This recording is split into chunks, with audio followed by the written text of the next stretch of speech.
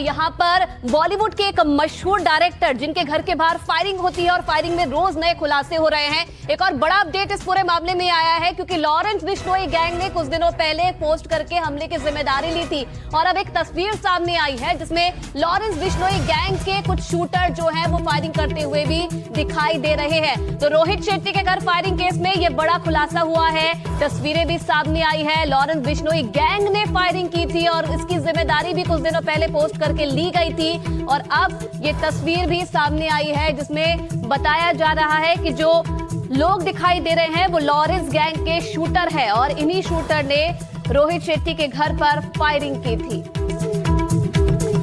अभिषेक हमारे साथ हैं। अभिषेक, अब भी कई बड़े सवाल हैं। वो शूटर कहाँ है जिसने यहाँ पर ये फायरिंग की थी और ये कंट्री मेड पिस्टल कहाँ से लोगों के पास आई, कौन इसको सप्लाई कर रहा था, कहाँ तक पुलिस पहुंची है इस मामले में जांच में?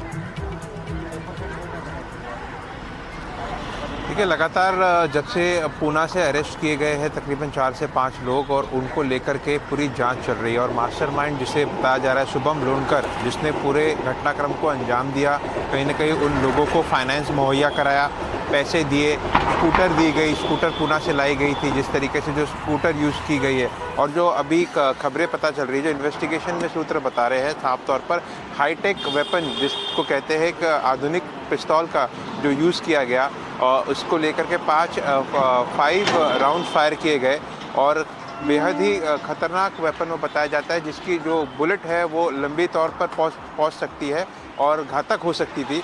इस तरीके का वेपन का यूज़ किया गया। साथ ही साथ किस तरीके से जो फ़ोटो सामने आया है उसमें साफ तौर पर जो लोग दिखाई दे रहे हैं वो एक लोग नहीं है, काफ़ी लोग हैं और जो बिश्नोई गैंग के बताए जा रहे हैं। तो ये सारी चीज़ें लगातार बाहर आ रही है और ऐसे में जो मेन एक्यूज़ है जिसको मास्टरमाइंड कहते हैं शुभम लोनकर, और आपको बता दें खाली इस केस के लिए नहीं, बाबा सिद्दीकी का केस हो या सलमान खान के घर के बाहर की फायरिंग हो, उसमें भी उसका हाथ है। तो ऐसे में पुलिस को कड़ी मशक्क़त करनी पड़ रही है क्योंकि पहले से ही वो वांटेड क्रिमिनल है और अभी भी वो पुलिस के हत्थे नहीं चढ़ पाया है। शूटिंग किसने की वो भी एक बात है और साथ ही साथ जो मास्टरमाइंड है उसको भी पकड़ने के लिए एक तरीके से कड़ी जोड़ी जा रही है और एक के बाद एक खुलासे किया जा रहा है। और वहीं मुंबई पुलिस द्वारा रोहित शेट्टी की पर्सनल सिक्योरिटी बढ़ा दी गई है और साथ ही साथ घर की सिक्योरिटी भी बढ़ा दी गई है। तो ऐसे में एक के बाद एक अभी पुलिस कस्टडी ख़त्म नहीं हुई है आरोपियों की, तो और चीज़ें सामने आएंगी। लेकिन एक चीज़ साफ है, जिस तरीके से बताया जा रहा है शूटर एक नहीं कई थे और उनमें से काफ़ी लोग बिश्नोई गैंग के हो सकते हैं।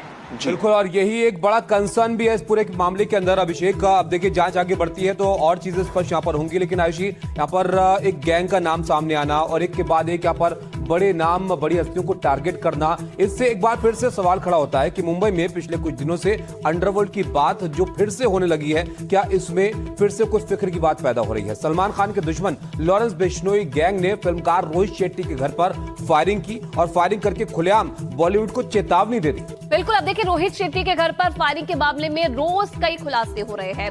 बिश्नोई गैंग ने कैसे रेकी से लेकर फरारी तक का पूरा प्लान बनाया था। वहीं अब इस केस में जांच मुंबई से पुणे तक पहुंच गई है। कैसे, रिपोर्ट में देखिए।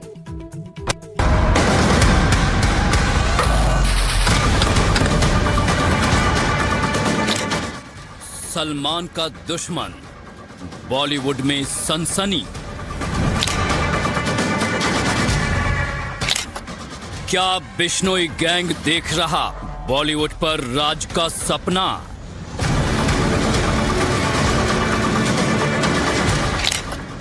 रोहित शेट्टी के घर फायरिंग, बॉलीवुड को वार्निंग।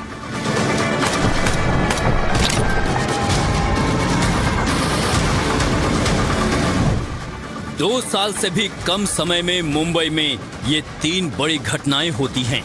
14 अप्रैल 2024 को सलमान खान के घर गैलेक्सी अपार्टमेंट के बाहर फायरिंग होती है। 12 अक्टूबर 2024 को बाबा सिद्दीकी की गोली मारकर हत्या कर दी जाती है और 1 फरवरी 2026 को रोहित शेट्टी के घर फायरिंग होती है। साथ ही पूरे बॉलीवुड को चेतावनी दी जाती है। और इन सब के पीछे एक ही गैंग का नाम सामने आता है, लॉरेंस बिश्नोई गैंग, जिसका सरगना खुद तो साबरमती जेल में बंद है, लेकिन उसके गुर्गे भारत से लेकर कनाडा तक मौजूद हैं। देश विदेश में कई बड़ी घटनाओं को अंजाम दिया है। पहले सलमान खान के घर पर फायरिंग, फिर विधायक बाबा सिद्दीकी की हत्या और अब फिल्मकार रोहित शेट्टी के घर पर फायरिंग। एक के बाद एक हो रही इन वारदातों से यही संकेत मिलता है कि लॉरेंस बिश्नोई का गैंग महाराष्ट्र में अपने कदम जमाने की कोशिश कर रहा है और इसके लिए वो यहाँ के स्थानीय लड़कों की ही भर्ती कर रहा है। सबसे ताजा घटना है रोहित शेट्टी को धमकी और उनके घर पर फायरिंग।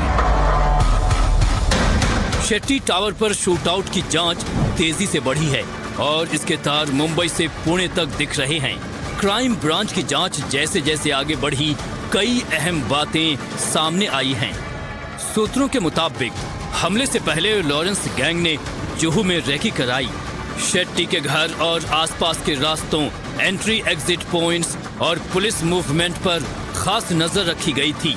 रेकी उसी स्कूटर से की गई थी जिसका इस्तेमाल बाद में फायरिंग के वक्त हुआ।